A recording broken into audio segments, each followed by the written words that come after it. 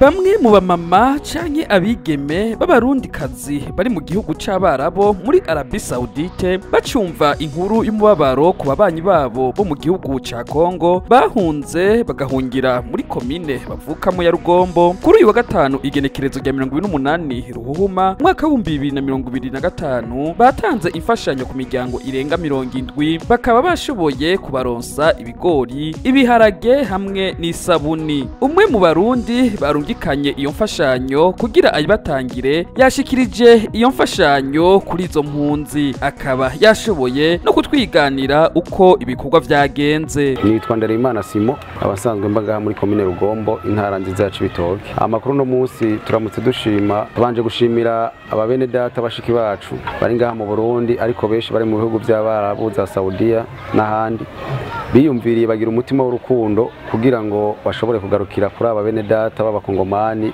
bari ngaha muri Rugombo baje bahunga. Bari bagerageje kwegeranya imfashanyo ibigori isabune n'ibiharage. No munsi twari turamutse tubitanga twabihaye imiryango irenga 70 kubashoboye kuronka ibi bintu ibi bigori ko twari twagerageje ku mfashanyo bari barungitse abashiki bacu basanzwe bari muri bihugu by'Abarabo bagiye kurondera imibereho. Bari barungitse ibiro 255 by'ibigori bararungika n'ibiro 50 by'ibiharage n'isabune zirenga 120.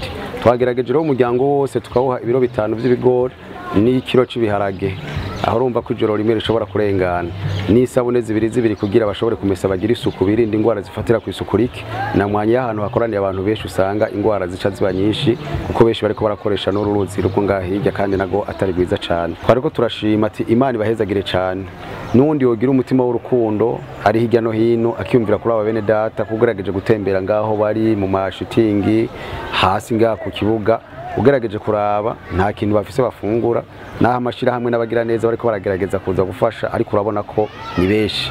Turiko turabashimira rero bahorana uyu mutima Imana ibahezagire cyane kuri imiryango irenga 70 tugerageje gufungurira kuri uno munsi. Imana ibahezagire cyane n'abandi bari hirya no hino turabakangurira bagira umutima w'urukundo na karabarundi twamye turangwa no gufashanya. Umwe mu baronkejwe imfashanyo yashimiye abo bamama bari muri Arabie Saoudite babiyumviriye ko akaba yabandanyije abasaba ko batogarukiza ngaho bakomeze uwo mutima w'urukundo. Asante ya mama kwa kututumia sabuni kwa kututumia ati mwakoze bavyeyi ukungene baturungikiye isabuni n'ibiharage byo kugaburira abana. Mwakoze kuri uwo mutima mwiza w'urukundo. Imana ibahezagire.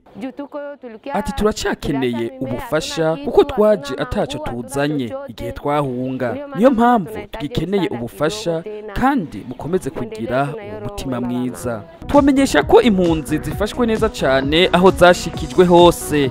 Amashirahamwe ajejwe impunzi ayatabara imbabare igisata c'amagara y'abantu baritanga cyane mu bijanye no gufasha izo mpunzi. Tutibagiye amashirahamwe n'amakoperative mato y'abene gihugu akomeza kwegeranya ifungurwa zo guha abateshejwe izabo. Reka ndabashimire cyane kuri mikro mwari kumwe na jewe Irankunda Ado Ziri. Ewe RY'URWARUKA nta gutokumviriza Wavrebe ijwi ry'urwaruka FM.